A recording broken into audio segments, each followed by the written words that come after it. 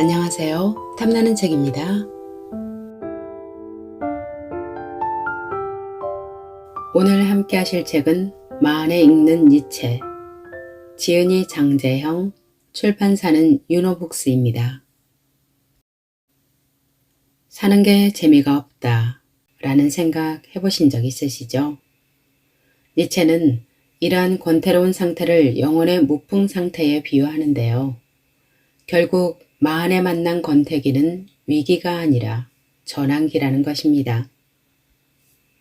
마흔은 삶의 진정한 목표를 향해 나아갈 동력을 얻어야 할 때입니다. 비록 젊은 시절에 꿈꿨던 삶은 온데간데 없이 공허함만 남은 마흔이지만 이대로 주어진 현실에 안주한다면 성장은 곧 멈추고 말 것입니다. 니체 철학은 우리 삶과 밀접하게 관련이 되어 있는데요. 인생의 전환점에서 더 나은 방향으로 나아가고자 한다면 오늘 들려드릴 니체의 인생 수업 끝까지 함께 하시길 바랍니다.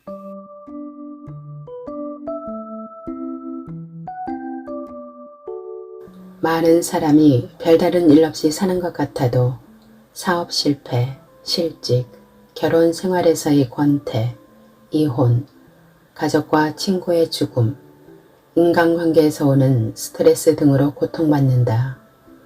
또한 그야말로 순식간에 바뀌어가는 사회의 변화와 갈수록 심해지는 물질 만능주의에 무한 경쟁으로 내몰리고 있다. 그럼에도 우리는 뒤처지지 않기 위해 달려왔다. 하지만 자신이 원하는 것이 아니라 다른 사람이 좋다고 평가하는 것을 쫓느라 결국 진정한 자기는 실종된 삶을 살아왔다. 그랬더니 이제는 매일같이 우울, 두려움, 분노, 증오, 질투, 원한 같은 기분 나쁜 감정들에 휩싸인 병든 인간이 되었다. 차라투스트라는 이렇게 말했다에 등장하는 줄타는 광대처럼 우리는 아슬아슬하게 하루하루를 악정고투하며 산다. 앞으로도 이렇게 지루한 삶이 계속될 것 같다는 생각이 들면 맥이 빠진다. 이렇듯 삶의 한가운데에 나만 홀로 덩그러니 남겨진 기분이 든다면 이제 삶의 의미를 찾은 철학자 니체를 만날 시간이다.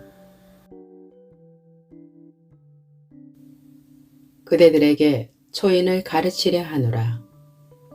인간은 극복되어야 할 그 무엇이다. 그대들은 자신을 극복하기 위해 무엇을 했는가?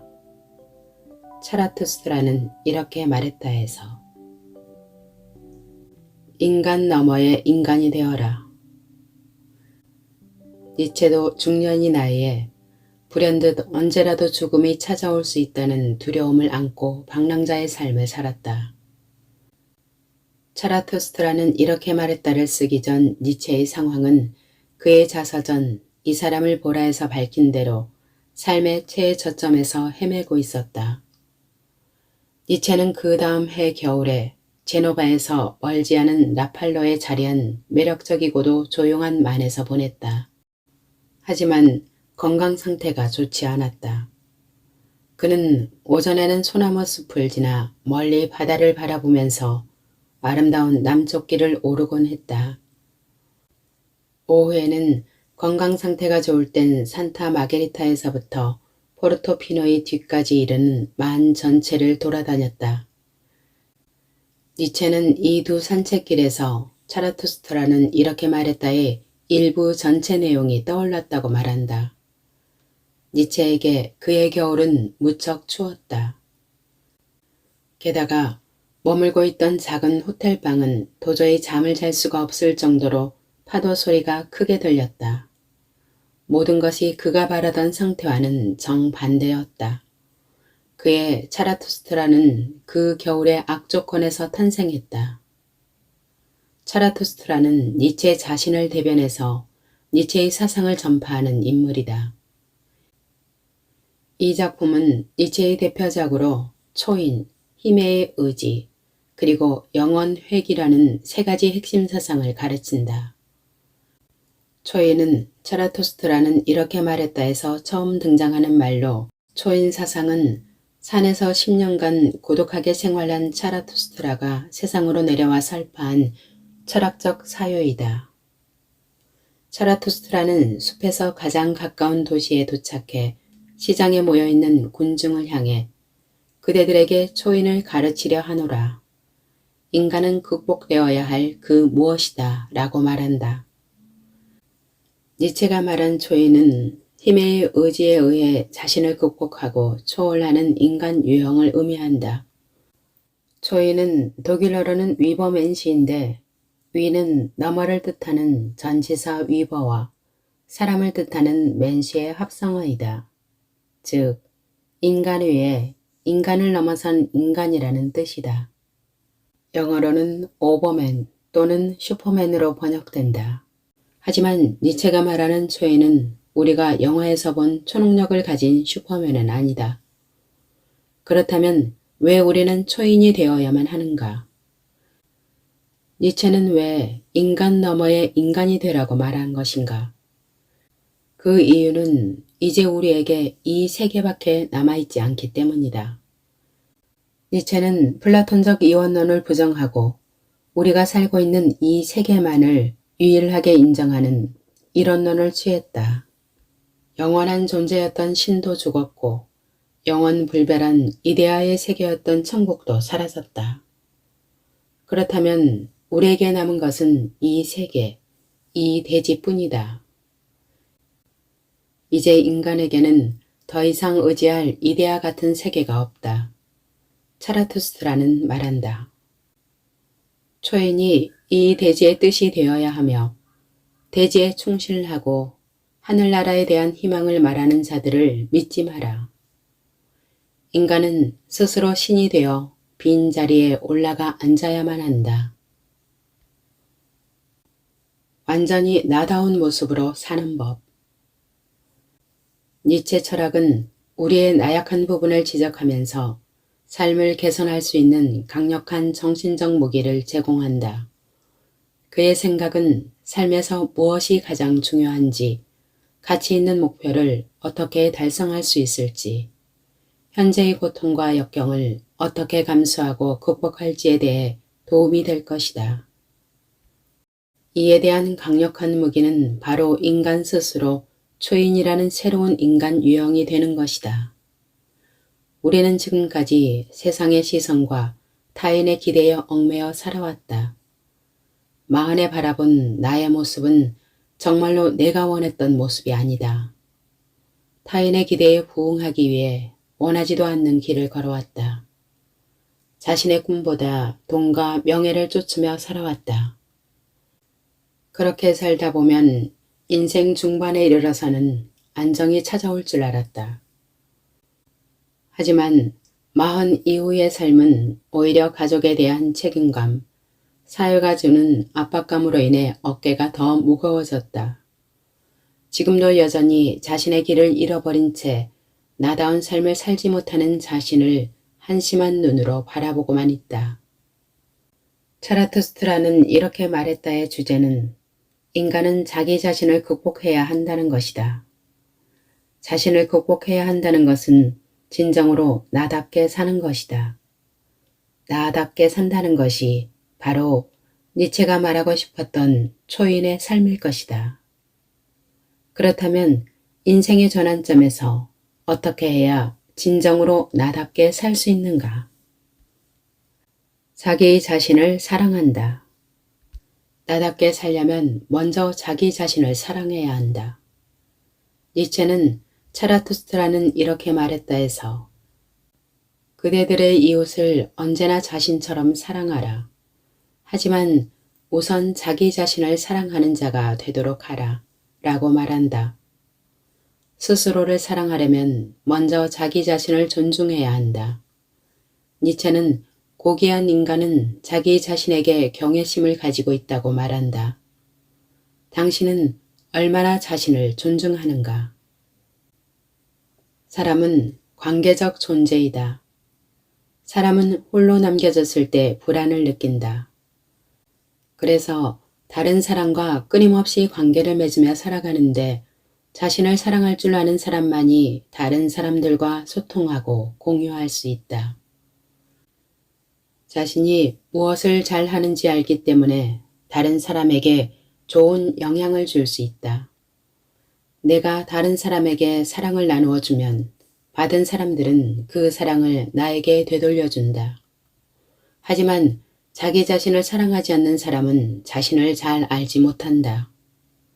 나도 나 자신을 알지 못하는데 누가 나를 믿어주겠는가. 게다가 다른 사람의 말과 행동에 쉽게 흔들리고 만다.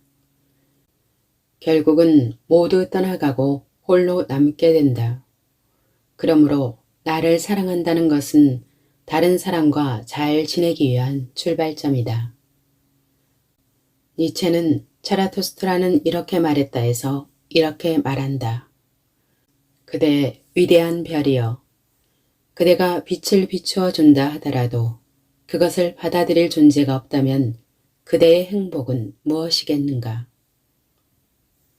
인생의 중반까지 나를 위해 살아본 적이 없다면 자칫 자기 비하, 자기 혐오라는 부정적인 감정을 가질 수 있다. 게다가 경제적, 학벌, 외모 등이 타인보다 못하다는 생각까지 자주 하면 습관적으로 자기 비하에 빠질 수밖에 없다. 이런 열등감은 지금까지 자기 자신을 있는 그대로 인정하지 못하고 타인의 기준에 맞춰 살아왔기 때문에 생긴다. 자신을 타인과 비교하지 말고 타인을 부러워하지도 말자. 내 몸도 나의 것이고 내 영혼도 나의 것이다.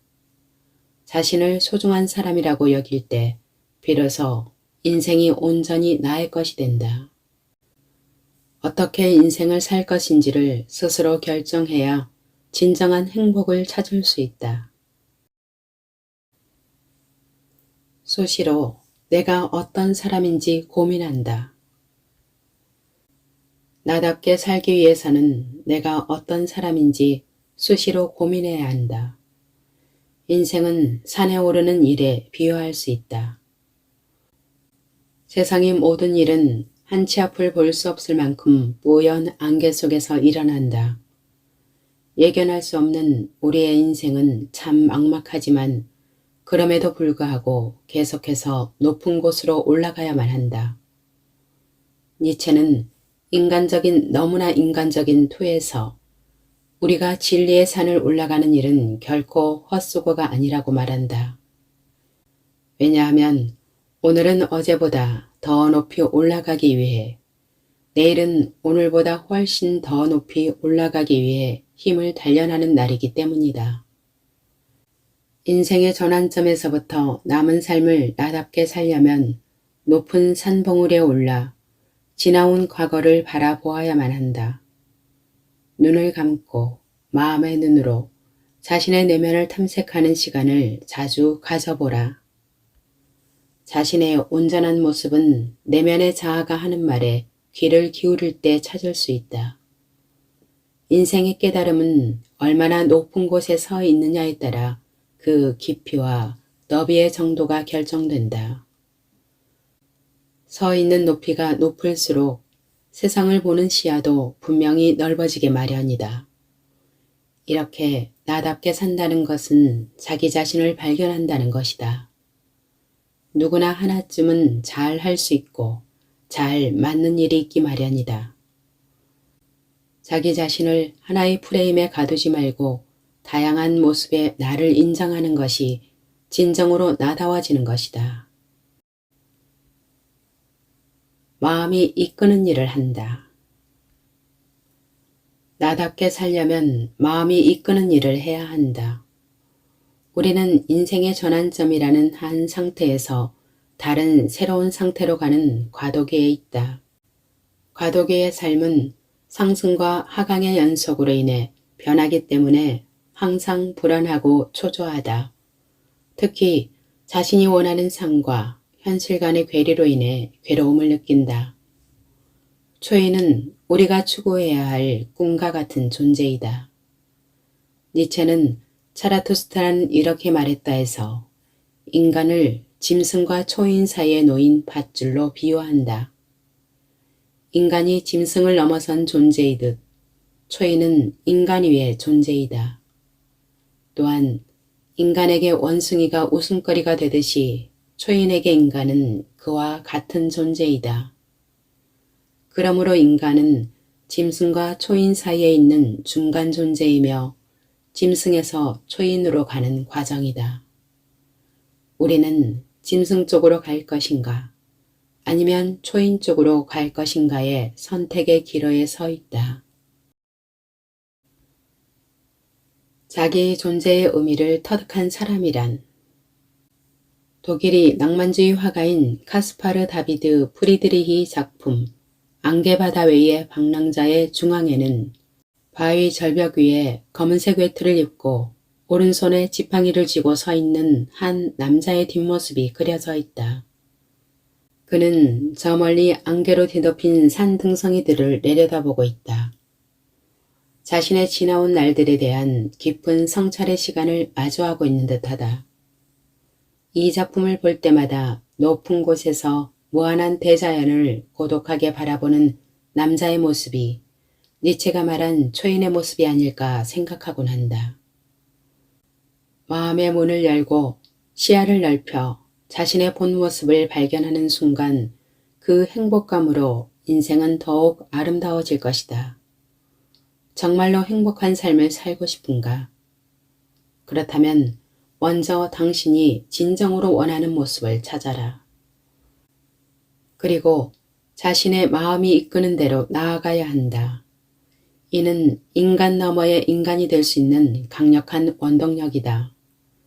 초인이 되는 것이 바로 우리가 추구해야 할 완전한 나다운 모습에 이르는 길이 아닐까.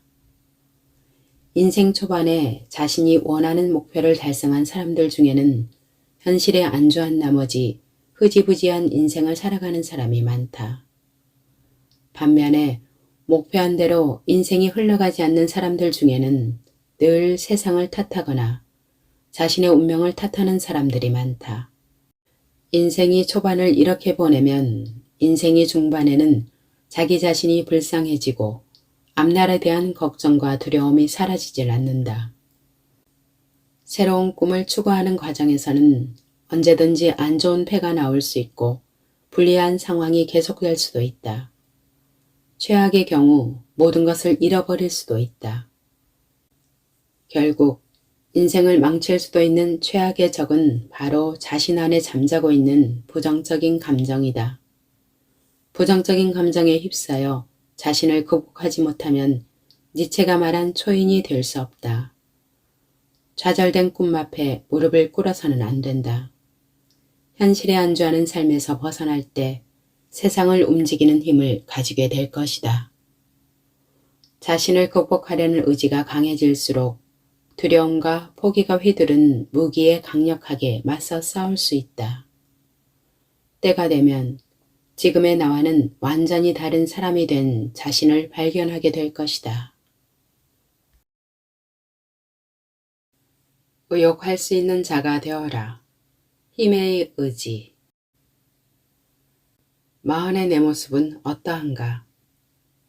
직장에서는 일명 꼰대라 불리는 융통성 없는 스타일의 소유자인가? 늦은 결혼으로 가정에서는 한 손에 커피를, 다른 한 손에 유모차 손잡이를 잡고 있는가? 혹은 중년이 되어서도 집도 직장도 없이 부모에게 얹혀 사는 캥거루족인가? 니체는 쇼펜하워의 의지 철학의 영향을 받아 그가 말한 삶의 의지의 개념을 빌려 자신이 말하는 의지에 힘의 의지라고 이름을 붙였다. 쇼펜하워의 철학은 맹목적인 의지를 부인하며 삶에 대한 비관으로 나아간 수동적 허무주의다. 반면에 니체의 철학은 더 많이 원하며 더 강해지기를 원하는 힘의 의지를 추구하여 신의 죽음으로 인해 다가오는 허무주의를 극복하는 능동적 허무주의다.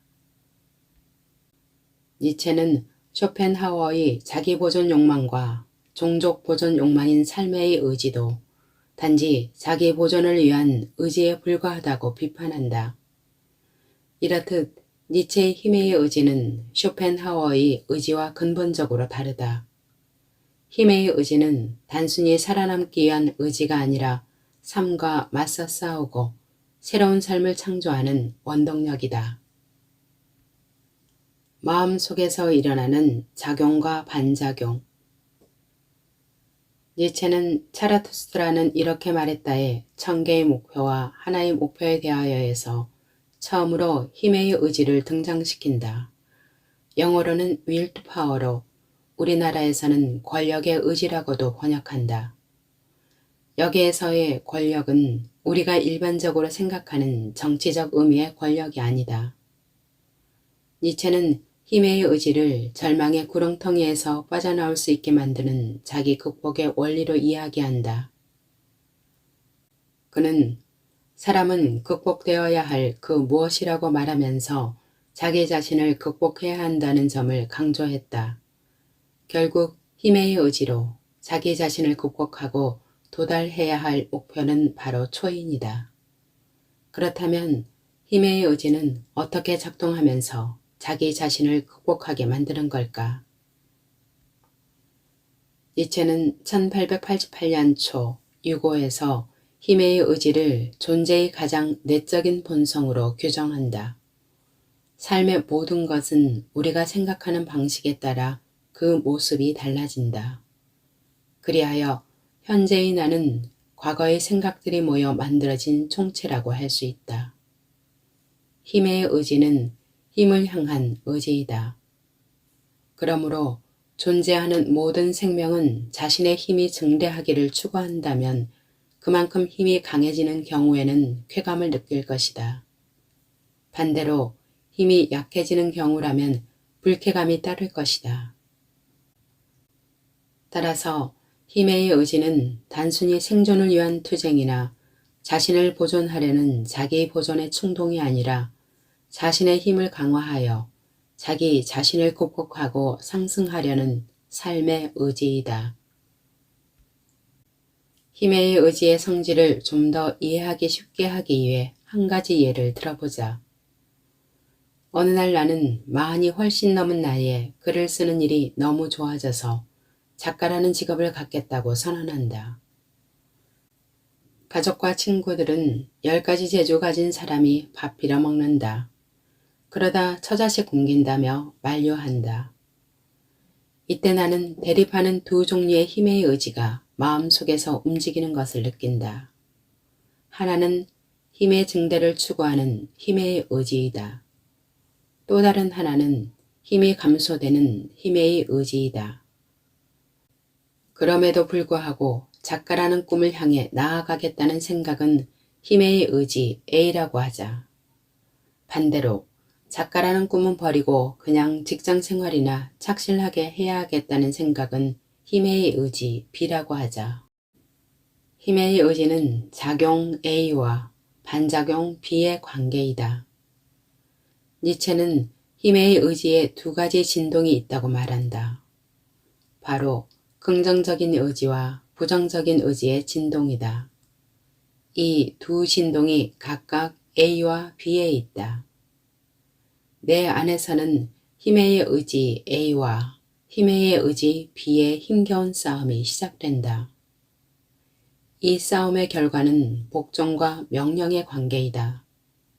힘 싸움에서 승리한 힘의 의지가 나의 삶의 모습으로 나타나게 된다. 만약 힘의 의지 A가 힘의 의지 B를 압도해서 위험을 무릅쓰고라도 내가 작가의 길을 선택한다면 어떻게 될까?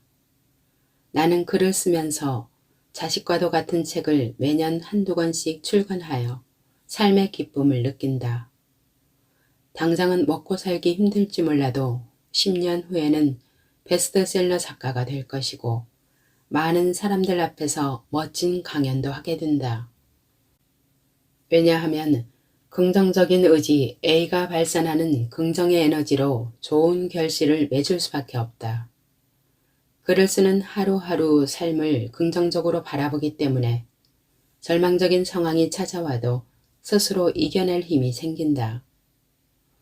반대로 힘의 의지, 비에 복종해 현실에 안주하는 삶을 선택했다면 어떻게 될까?